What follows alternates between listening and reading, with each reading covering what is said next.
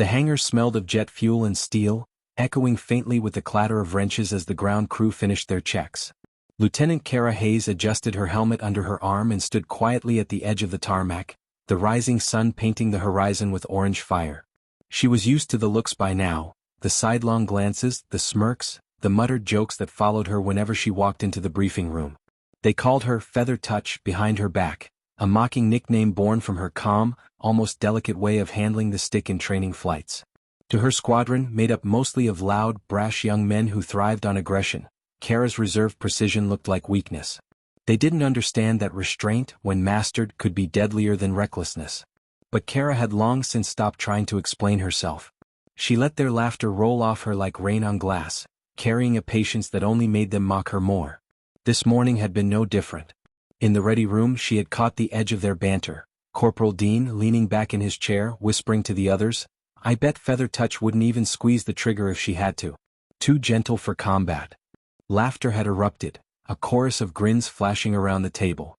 Kara, sitting at the far end, kept her eyes on the mission folder, flipping the pages with measured care.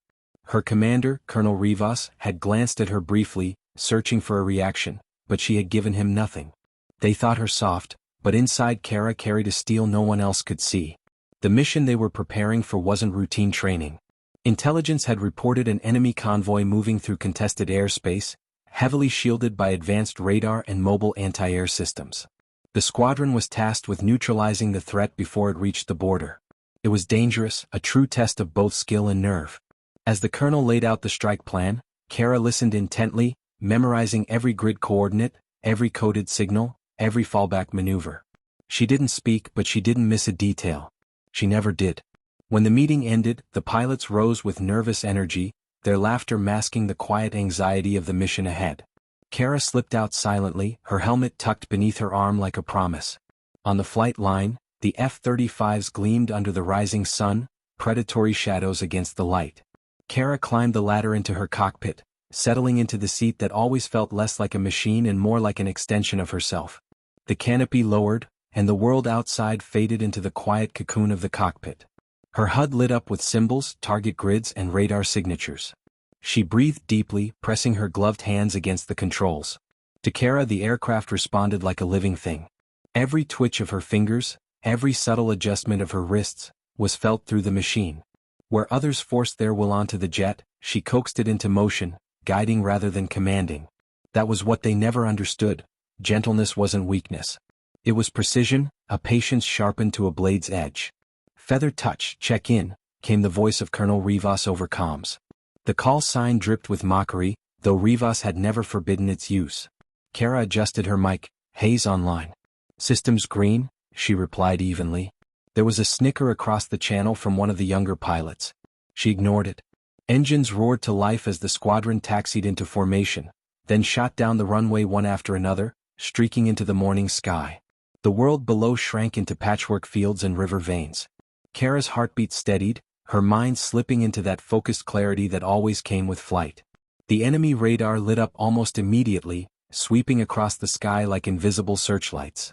Warnings flashed across Kara's HUD, but she stayed calm, dipping low with subtle movements, hugging the contours of the landscape.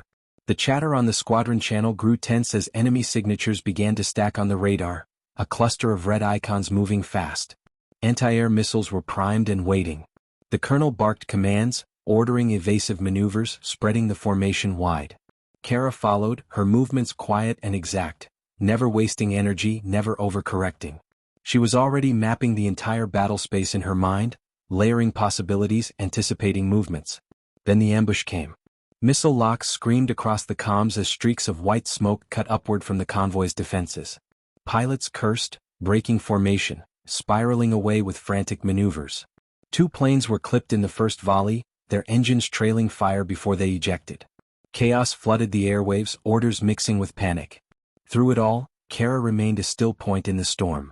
She dipped beneath the radar sweep, rolling through a narrow canyon, her fingers light on the controls, almost tender. To an observer it might have looked effortless, but inside, every nerve of her body was attuned, precise, alive. The convoy came into view, armored vehicles crawling like steel insects across the dirt roads, flanked by mobile missile launchers. Her HUD painted them in red, 12 targets highlighted in sequence. Her finger hovered over the trigger, steady, unwavering. She could almost hear Dean's mocking voice in the ready room, laughing at her so-called gentle touch. She smiled faintly beneath her mask, not in anger but in quiet certainty. With a fluid motion, she locked all 12 targets, her system chirping in confirmation. One squeeze of the trigger, soft and exact, and the missiles launched in perfect harmony, streaking down toward the convoy like falling stars. The explosions rolled across the valley in waves, blooming fire and smoke, shattering steel into fragments. The comms went silent for a heartbeat, stunned into disbelief. When the smoke cleared, all 12 enemy targets were nothing but burning wreckage, the convoy obliterated in less than 15 seconds. Kara guided her jet upward, her movements still calm, her breathing steady. The silence on the channel broke with gasps, exclamations, half-formed curses of awe. Colonel Rivas's voice finally came through, low and taut. "Good work, Hayes." There was no mockery in it this time, only respect reluctantly given. But Kara didn't answer. She simply adjusted her course, her eyes on the horizon as smoke trailed behind her. They had mocked her gentleness, but in that moment they finally understood. A gentle touch wasn't weakness. It was control. It was mastery. And mastery could be devastating. The squadron regrouped at higher altitude, their formation ragged but holding together, each pilot breathing hard, shaken by the ambush and the devastating counterstrike that had turned the tide in seconds. The comms were alive with background noise, but no one dared speak directly to Kara, not after what they had just witnessed. She flew quietly at the edge of the formation, her jet sliding into place with that same calm precision that had earned their mockery earlier. Inside her cockpit, Kara's hands rested lightly against the controls, her breathing slow and steady. Her heart wasn't pounding like the others. She had already settled into that razor focus where every decision was measured, every move deliberate. She knew they were staring at her HUD tags, replaying in their minds the sight of all 12 targets blinking out in flawless sequence. For Kara it had been a matter of alignment, timing, restraint, but for them, it had been something close to impossible. Colonel Rivas finally broke the silence. "Remaining defenses are scattered. We're not done yet. Hayes, you'll take lead." The order hung heavy in the comms. Kara could almost feel the shift among the other pilots, the realization that the colonel had just handed command, even temporarily, to the one they had laughed at minutes ago. She gave no reaction, no gloating, just keyed her mic calmly. "Copy. Engaging." She banked her F-35, rolling into a new course toward the remaining enemy signals blinking faintly across her HUD. The others followed, quieter now, their usual chatter replaced by taut breathing and clipped confirmations.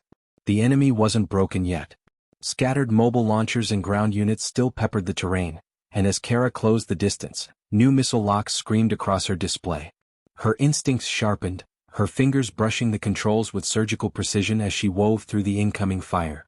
To anyone watching, it looked like a dance, a seamless blend of roll, dip, flare, and climb, executed not with brute force but with finesse. The others scrambled, some barely dodging, their voices loud with strain. But Kara never raised her voice. Each call she made was calm and exact, guiding her squadron through the storm with subtle commands. 2, climb 300 feet now. 4, decoy left, flare on my mark. Mark. They obeyed without hesitation, and for the first time, they began to understand the value of that steadiness they had mocked. As they cleared the field, the convoy's last defenders moved to retreat, speeding toward the ridge line. Kara's eyes narrowed. If they escaped, they could regroup and call reinforcements. She checked her weapons, mapped her strike angle, and pulled into position. Targets acquired. "Engaging," she said simply, and a heartbeat later her missiles found their mark, detonating in precise rhythm. The ridge lit up with fire, smoke curling into the sky. Silence fell again over the comms, not from fear this time but from awe. One of the younger pilots, his voice unsteady, whispered, "She got them all." Again. The flight back to base was quiet, the squadron subdued. Kara didn't expect thanks or praise, she had long since stopped seeking validation from them. But as they descended toward the runway, she noticed how their formation held tighter than usual, how they kept closer to her wing than before. They had seen something they couldn't dismiss, something their bravado couldn't laugh away. She landed smoothly, taxied her jet to the hangar, and climbed down the ladder. The ground crew swarmed the aircraft, but her eyes caught the squadron gathering nearby, their usual grins absent. Colonel Rivas approached, his face unreadable, his boots striking the pavement in measured rhythm. He stopped in front of her, his gaze locked with hers. "That was clean work, Lieutenant," he said finally. Kara gave a crisp nod. "Mission accomplished, sir."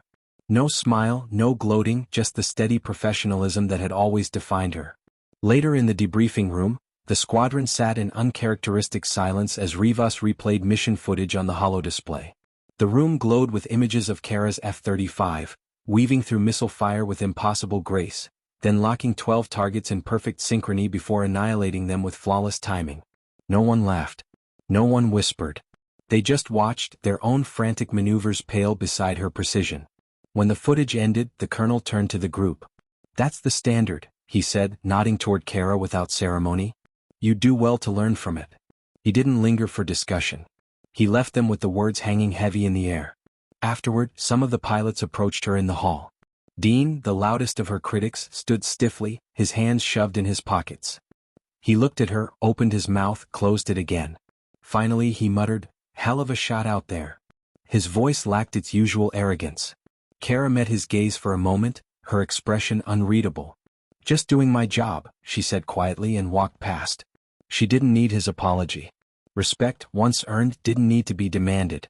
That night, alone in her quarters, Kara sat at her desk, her helmet resting on the table, its visor reflecting her face back at her. She thought of the mission, the smoke, the explosions, the silence afterward. She thought of the way they had looked at her differently, the weight of their stares shifted from mockery to something like reverence. But she didn't dwell on it. For her, victory was never about proving them wrong. It was about doing what needed to be done, with precision, with control, with that so-called gentleness they misunderstood. She touched the helmet lightly, tracing the edge with her finger, and let herself exhale. Tomorrow there would be another mission, another test, another chance to be underestimated until the truth revealed itself in fire and steel.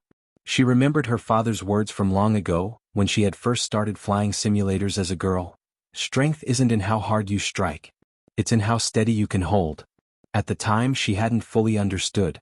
But now, sitting alone after turning a battlefield into silence, she carried those words with her like a quiet anthem. Outside, the night deepened, engines roared faintly in the distance as other pilots trained in the dark, but Kara Hayes sat still, her resolve sharper than any weapon she carried. They could mock her forever if they wanted, but the sky knew her truth. And in the sky, the truth was all that mattered. The days after the mission shifted the rhythm of the base in ways subtle but undeniable. Where once the squadron's lounge echoed with laughter at Kara's expense, it now carried a different kind of silence whenever she entered.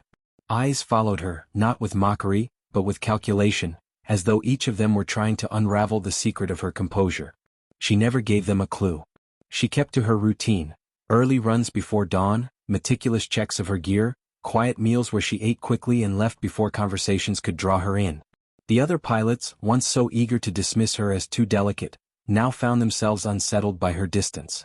They had expected her to demand recognition after the convoy strike, to bask in their grudging respect, but instead she carried herself exactly as before, as if the firestorm she had unleashed had meant nothing at all. That was perhaps what unnerved them most. Colonel Rivas, too, seemed to study her with new eyes. In briefings, his tone when addressing her had lost its faint condescension. He asked her input directly now, listening closely when she spoke, his clipped nods acknowledging the weight of her judgment. One morning before the squadron assembled, he had paused beside her seat and said in a low voice, "You fly like no one I've seen. Don't let them dull that." Kara had met his gaze steadily and replied simply, "I don't intend to." It was the closest thing to praise he had ever given her, and it was enough. New missions came quickly. The conflict along the border was intensifying, and their squadron was being pushed harder, flying 2, sometimes 3 sorties a day. The strain wore at the others. Their swagger dimmed under fatigue, their sharp edges dulled by long hours in the sky. Kara, however, seemed untouched by the grind. She carried her same quiet patience into every cockpit. Her movements never rushed, never sloppy. Again and again she proved herself in combat, her gentle touch guiding missiles into targets the others struggled even to lock onto. Soon they stopped sneering at her call sign. Feather touch still lingered in the airwaves, but now it sounded different, no longer mocking but reverent, almost superstitious. In moments of panic, her voice on comms was the anchor they clung to, calm and exact amid chaos. It was during one of these missions, deep in hostile territory, that their true test came. Intelligence had identified a heavily fortified base hidden in the mountains, bristling with anti-air batteries, drone swarms, and radar towers that could track their squadron from miles away. The strike was high risk, but command wanted it destroyed before reinforcements could arrive. The squadron launched at dusk, the sky painted in streaks of violet and gold as they thundered toward the mountains. Kara felt the shift in the air even before they reached enemy range. Her HUD lit up with radar locks, more than she had ever seen in one place. The enemy was ready. The first volley of missiles came fast, dozens of them streaking upward in coordinated arcs. The squadron scattered, their comms exploding with shouted warnings and frantic evasions. Kara's hands moved with her usual precision, banking left, diving low, sliding past a pair of heat seekers with flares deployed at just the right instant. Her breathing didn't quicken. Her eyes traced the chaos, parsing patterns in the storm. Where the others saw only a wall of fire, she saw gaps, openings, rhythm. 2 brake right now. 3 decoy high. 5 throttle back, wait 2 seconds then climb. Her voice was steady, almost serene. And somehow they survived the first wave. But the mountain base loomed ahead, its defenses unrelenting. Drone swarms lifted into the air like clouds of angry hornets, their AI-driven flight paths designed to overwhelm human reflexes. For most pilots it was a nightmare. For Kara it was a puzzle. She rolled her F-35 into the heart of the swarm, her controls guided with such delicacy that her jet seemed to slip between the drones as if the air itself bent to her will. Her cannons barked in short, precise bursts, drones bursting apart in fiery blossoms, never more than a second wasted on each target. She weaved through them like a dancer through a storm, her squad mates staring in disbelief from their own cockpits. Dean's voice cracked over the comms. How the hell is she doing that? No one answered. Colonel Rivas's voice cut in, taut but firm. Haste, take point. We'll follow your lead. It was the order she had never expected to hear, the final confirmation that the squadron's trust, however reluctant, was now hers to carry. She didn't acknowledge it beyond a clipped copy. Words weren't needed. She dove toward the base, her HUD painting targets, radar towers, missile batteries, command bunkers. One by one she marked them, her missiles locking in a sequence so smooth it felt inevitable. She exhaled and pressed the trigger. Explosions rippled across the mountainside in perfect succession, a chain reaction of fire and smoke. The defenses faltered, and the squadron surged forward, emboldened by the opening she had carved. Still, the enemy wasn't finished. A squadron of hostile fighters scrambled from hidden hangars, streaking upward to intercept. They outnumbered Kara's team nearly 2 to 1. The dogfight erupted instantly, a storm of tracer fire and screaming engines filling the twilight sky. The comms became a chaos of warnings, cries, clipped orders. Pilots fought desperately to stay alive. Kara slipped into the melee with her same uncanny calm, weaving through enemy fire, striking with precision. She never fired wildly. Every shot she took landed true, enemy jets erupting into flames one after another. Her squad mates, inspired, rallied around her, their panic replaced with something like discipline, their moves sinking unconsciously to her rhythm. For the first time they weren't mocking her. They were following her. The fight stretched into minutes that felt like hours, until finally the last hostile jet spiraled into the mountainside, a ball of flame marking its end. The squadron, battered but alive, regrouped at high altitude. The base below burned, its defenses shattered, its threat erased. Breathing hard, the pilots let their relief spill into comms. Laughter, disbelief, raw adrenaline released at last. And through it all, Kara's voice came quiet and steady. Targets neutralized. Mission success. No boasting, no gloating. Just the same calm declaration as always. When they returned to base that night, exhaustion weighed heavy on everyone. But as they filed into the debriefing room, their eyes found Kara, not with mockery or doubt, but with something like loyalty. Colonel Rivas addressed them, his voice firm. You saw what leadership looks like tonight. You saw what discipline can do. Remember it. No one argued. No one even smirked. For the first time, the room was united, bound not by bravado but by the quiet steel of one pilot who had shown them what mastery truly meant. Kara said nothing afterward. She simply removed her helmet, set it on the table, and walked out into the night air. The sky above was vast and endless, stars burning cold and bright. She stood there for a long time, the echoes of battle still alive in her blood, and felt the silence settle around her. She had been mocked for her gentleness, dismissed as too soft for war. But the sky had proved her right again, and it always would. The following weeks turned into a blur of sorties, each one more dangerous than the last, as the conflict deepened and their squadron was pushed further into contested skies. Kara had become the unspoken anchor of the unit, her presence steadying even the most reckless pilots. What once had been derision now shifted into something like dependence. In the air, they listened for her voice, calm amid the storm, her commands simple and exact, never wasted. On the ground, they watched her closely as though by observing her rituals, the way she meticulously checked her flight suit, the quiet stretches she performed before takeoff, the deliberate way she studied mission maps, they might uncover the secret to her composure. She never explained herself, never lectured them, but her example seeped into them all the same, reshaping the squadron in ways subtle but profound. But with recognition came pressure. Command noticed her performance, the flawless precision of her strikes, the survival rate of her missions. Reports circulated higher up, and soon her name was spoken in halls she had never walked.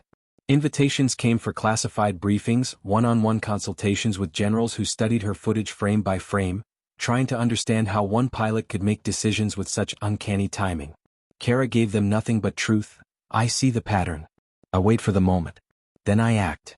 They shook their heads, unsatisfied, searching for formulas in what to her was instinct born of years of patience. She left those rooms the same way she entered, calm, reserved, uninterested in their awe.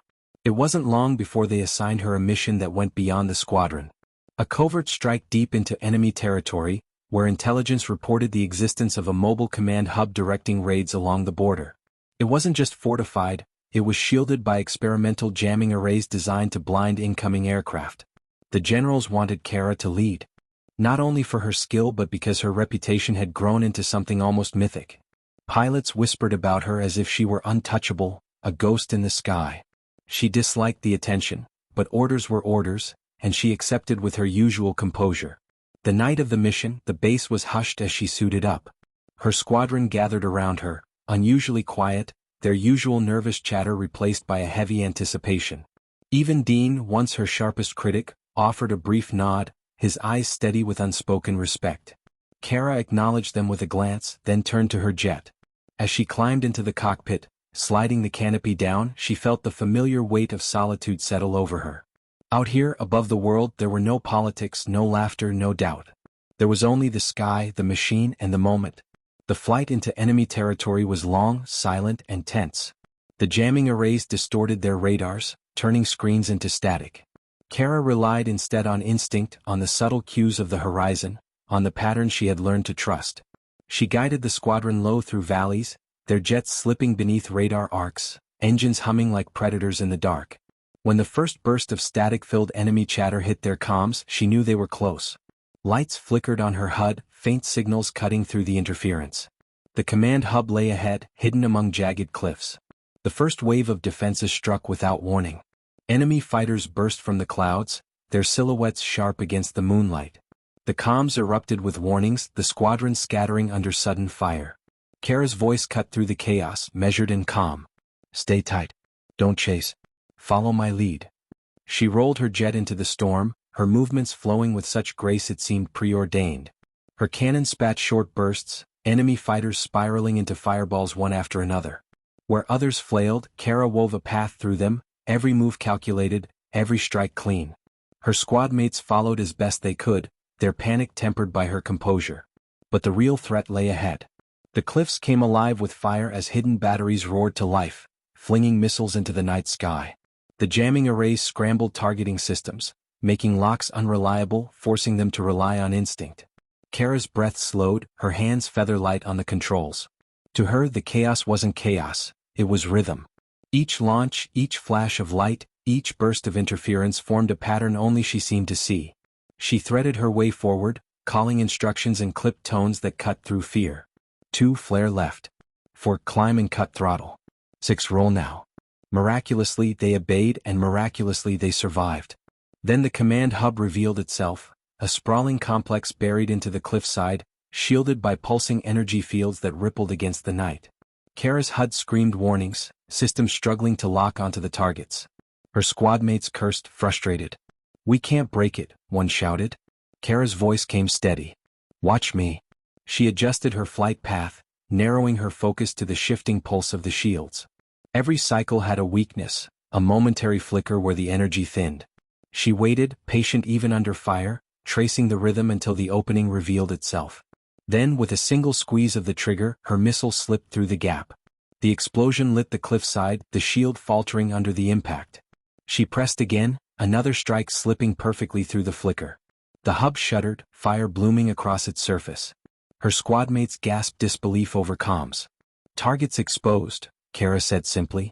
The squadron surged forward, their own weapons following her path, raining destruction onto the command hub. Explosions rippled across the cliffs, the once impenetrable fortress reduced to fire and rubble. The jamming arrays fell silent, their interference dying into nothing. Radar cleared, comms sharpened, and for the first time in the mission the squadron breathed freely. "We did it," someone whispered. But Kara didn't celebrate. She simply guided her jet upward, scanning for threats, her eyes on the horizon. Victory was never final, not out here. The flight back to base was heavy with exhaustion but also with something else: faith. No one questioned her anymore. No one mocked her call sign. Feather touch had become something sacred among them, a reminder that gentleness could be sharper than steel, that patience could turn into fire. As they landed, even the ground crew sensed the shift, their usual chatter subdued as they watched her climb from her jet. The squadron gathered around her instinctively, not to mock or test but to follow. She said little as always. She didn't need to. That night, as she sat alone once more, helmet on the desk before her, Kara allowed herself a rare moment of reflection. She thought of the battles she had fought, of the fire and the silence afterward. She thought of the way the others had changed, of how trust had grown where mockery once lived. She thought of the sky itself, vast and endless, a place where truth revealed itself not in words but in actions. She touched the helmet lightly, tracing its curve, and let herself breathe. Tomorrow would bring another mission. Tomorrow the sky would test her again. And tomorrow, as always, she would answer, not with force, but with the gentleness they had never understood until now. The aftermath of the training exercise rippled through the entire base in ways Arya hadn't anticipated, and while most of the pilots were buzzing with new respect and fascination for her, she knew the coming weeks would test her in ways even the simulator hadn't. Command had taken notice of her performance, not just because of the precision with which she had locked 12 separate targets in less than 15 seconds, but because of the calmness she exuded under pressure, a calmness most recruits only found after years of combat.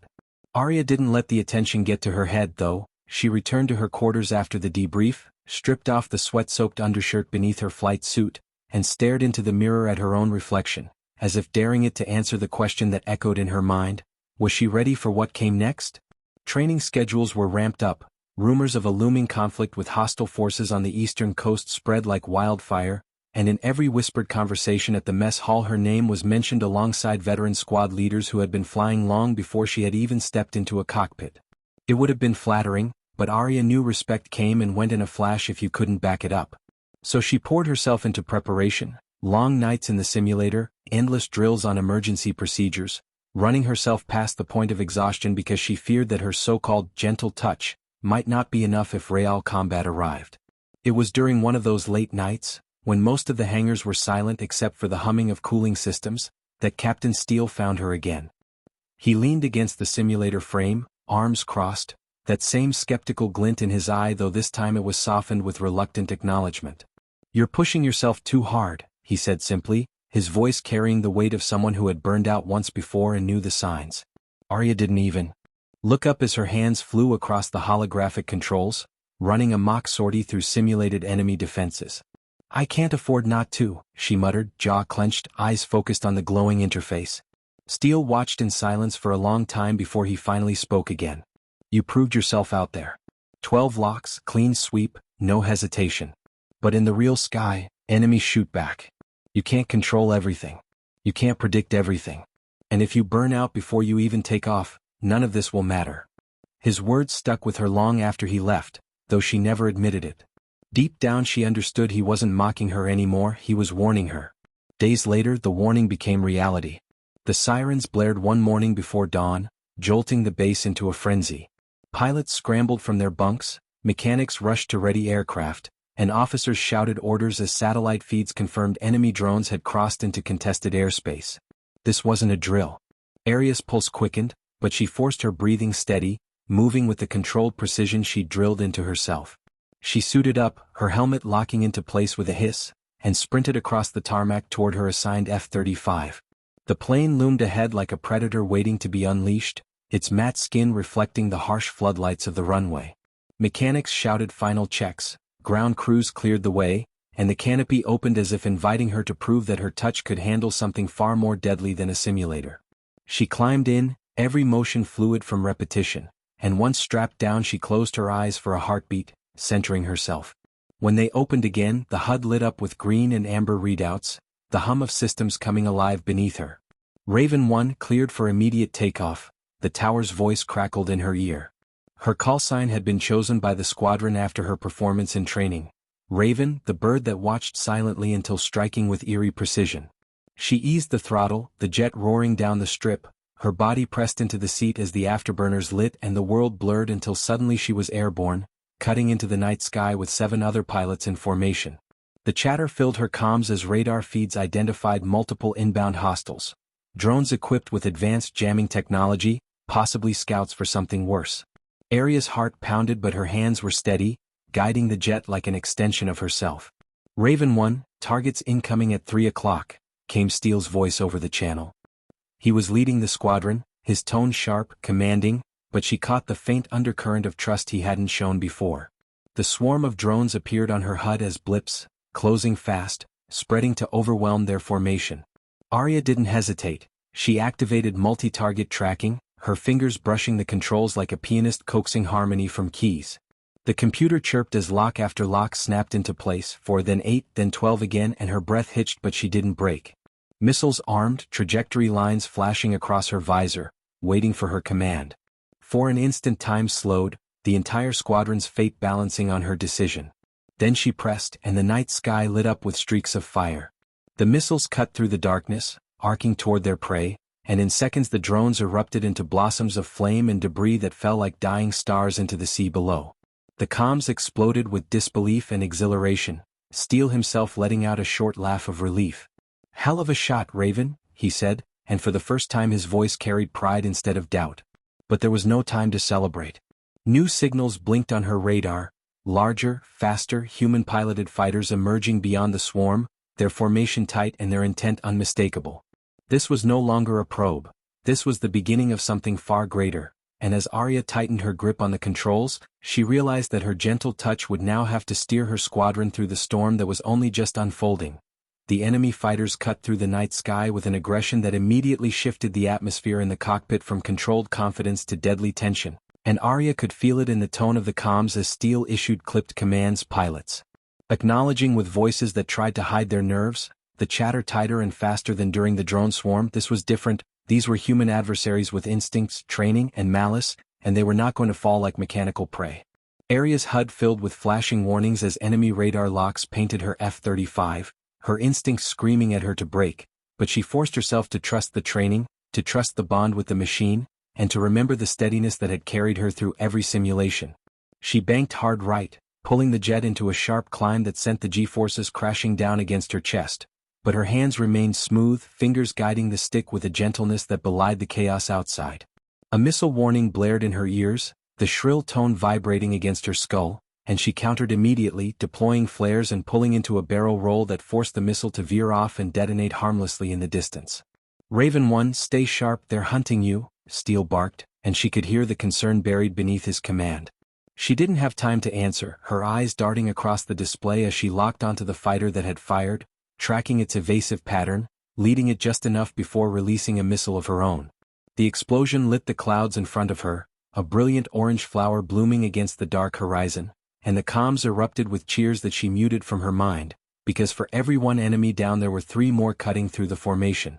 Her squadron was struggling, 2 pilots forced to eject as their jets went down in flames, their screams cutting abruptly as their comms went silent, and the reality of war pressed against her like a weight she hadn't felt in the simulator.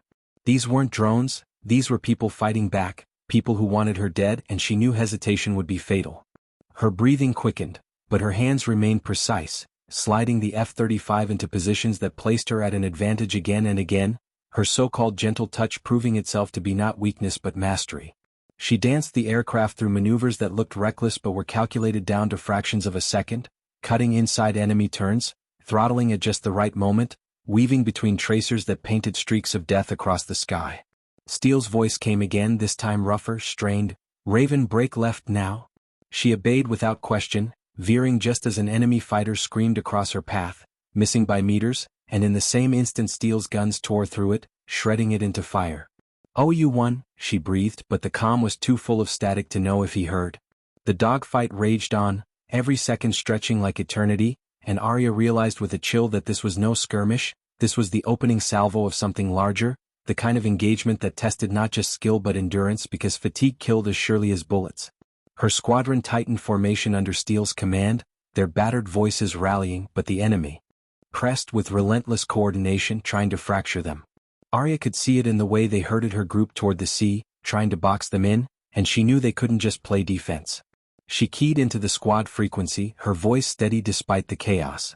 "Raven 1 to all units, we cut through them now, full push, weapons hot, follow my lead." For a heartbeat there was silence, as if no one expected her to take initiative, but then Steele's voice came, sharp and sure. "You heard her, push through." It was all the confirmation she needed. She slammed the throttle forward, the afterburners igniting with a roar, the jet surging like a predator freed from a cage, and she targeted 3 enemy fighters in quick succession, her systems chirping with locks, her missiles streaking into the night. 2 went down instantly, 1 barely dodged but flew straight into Steele's guns, and for the first time the momentum shifted. Her squadron seized the opening, pressing into the gap she had carved, firing with renewed ferocity. The enemy, caught off guard by the sudden aggression, faltered, their formation breaking into disarray, and in that moment Arya felt the tide turn, not just in the battle but in the way her squadron looked at her, their voices on the comms no longer tinged with doubt but with a rising respect, a belief that her touch could guide them through the storm. The fight dragged on, skirmishes scattering across the sky as the last of the enemy tried to flee, and though the squadron was bloodied and battered, they held the air, their jets circling above the smoking debris field of enemy wreckage.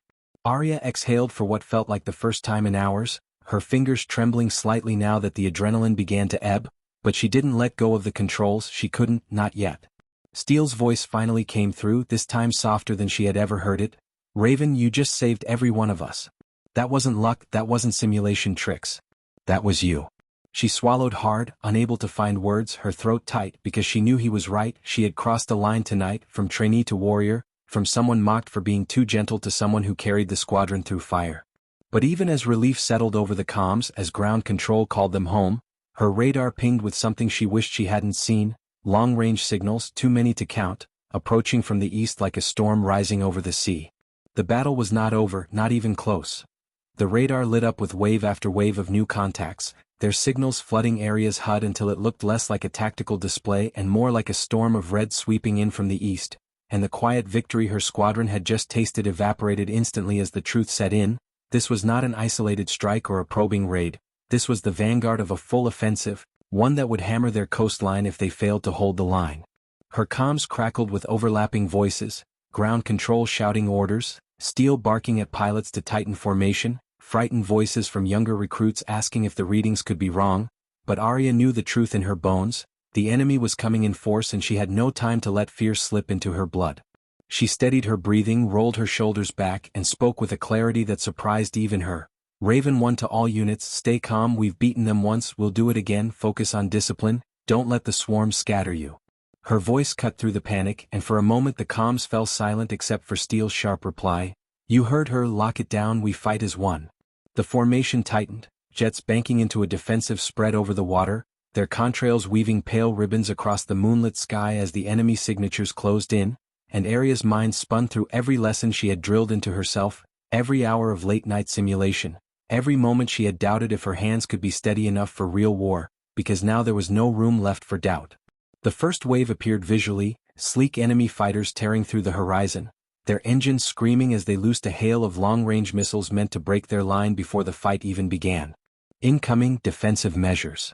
Steele barked, and the squadron scattered into evasive maneuvers, flares and chaff exploding like fireworks in the sky, countermeasures painting the night with desperate beauty as missiles streaked past, some finding their marks with blinding detonations that rocked the formation.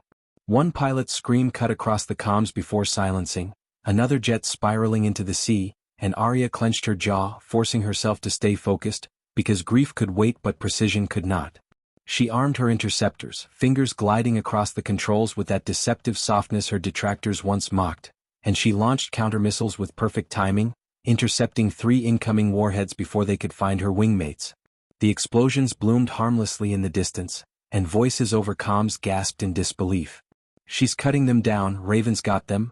But Arya didn't listen. Her eyes were locked on the lead enemy fighters breaking through the chaos, their formation sharp, their intent deadly. "On me," she ordered, and 3 surviving wingmates tightened into her flank without hesitation, no longer questioning whether her touch could lead them, only trusting that it would. The clash was brutal.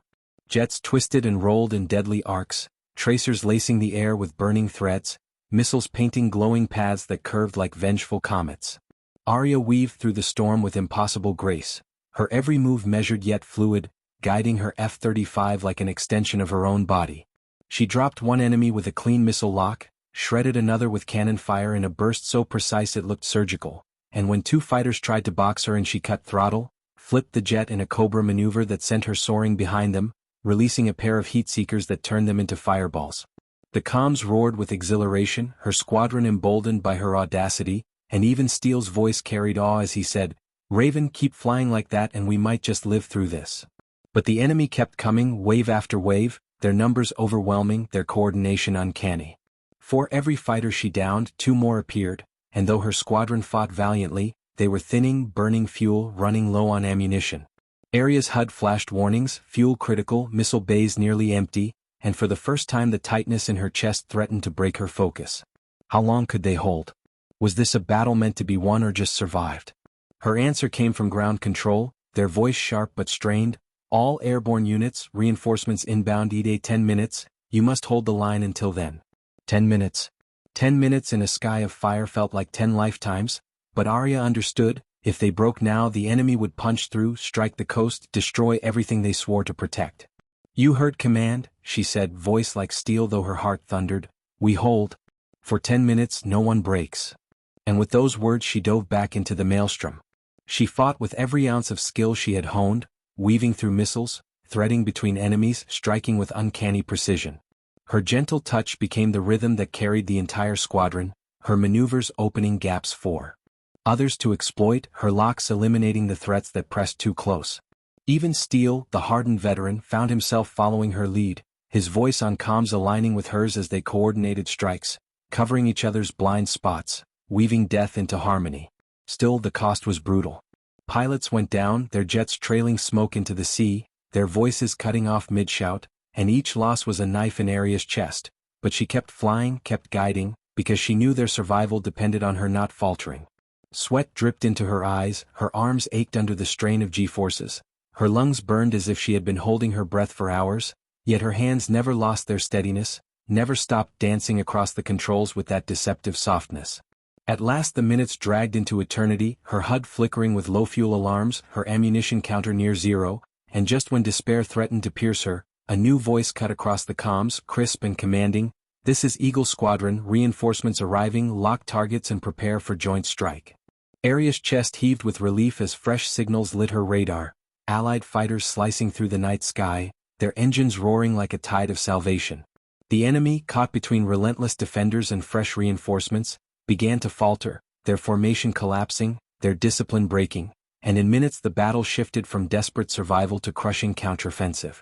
Arya pushed her battered jet into one last run, her cannons spitting fire, her missiles finding the last stragglers, until finally the radar cleared, the comms filled not with panic but with cheers of exhausted triumph.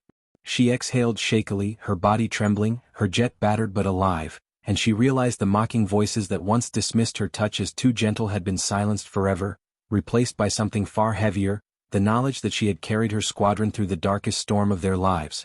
The sky finally fell quiet, only the lingering trails of smoke and the faint glow of burning wreckage on the sea below testifying to the chaos that had consumed it minutes before, and as Arya eased her battered F-35 back toward base she felt the weight of everything crash onto her shoulders, the adrenaline that had kept her steady draining out, leaving behind a deep exhaustion that sank into her bones. But even then her hands on the controls never lost their steadiness, her so-called gentle touch still guiding the jet home as if the machine trusted her as much as her squadron now did. The comms were alive with weary voices, some laughing in disbelief, some whispering names of the fallen, some too tired to speak at all, and through it all came Steele's voice, low and hoarse, carrying a mixture of pride and sorrow. "Raven, bring us home. Those 3 words carried more meaning than any medal could, because she knew the man who once mocked her had now entrusted his life to her hands, had seen her not as a liability but as the very reason they were alive. The runway lights stretched out ahead, glowing against the darkness like a path carved through grief, and she guided her jet down, wheels screeching against the tarmac, the canopy filling with sparks of ground crews rushing forward. When the engine finally wound down and the canopy lifted, the cool night air hit her like a wave, and for the first time she allowed herself to breathe, to feel the shaking in her arms, the sting of sweat in her eyes, the pounding of her heart that had carried her through hours of hell. She climbed out slowly, legs unsteady, boots hitting the concrete with a finality that felt heavier than gravity, and when she pulled off her helmet the cheers from the crews hit her like a second explosion, louder than the roar of engines, raw with gratitude and awe.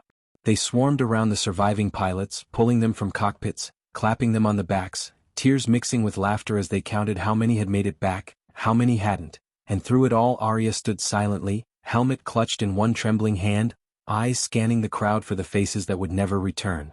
The grief cut deep, sharper than any missile, and she realized victory was not a clean thing, it was jagged and cruel, giving you life at the cost of those you could not save. Steele approached her then, his flight suit scorched, his face lined with exhaustion, and for a long moment he just studied her, as if trying to reconcile the quiet cadet he had once dismissed with the warrior who had led them through fire. Finally he spoke, his voice softer than she had ever heard. "You did more than fly tonight, Raven. You carried us. You kept us together when we were breaking apart. I won't forget that, and neither will anyone here." She wanted to answer, to tell him she was only doing what had to be done, but her throat was tight, words failing under the weight of everything she felt, so she only nodded, and he seemed to understand. Hours passed in a blur of debriefings, medics rushing to tend the wounded, officers barking into comms about enemy movements, analysts poring over radar logs, but through it all Arya sat in silence, the noise around her fading, her mind replaying the battle in fragments.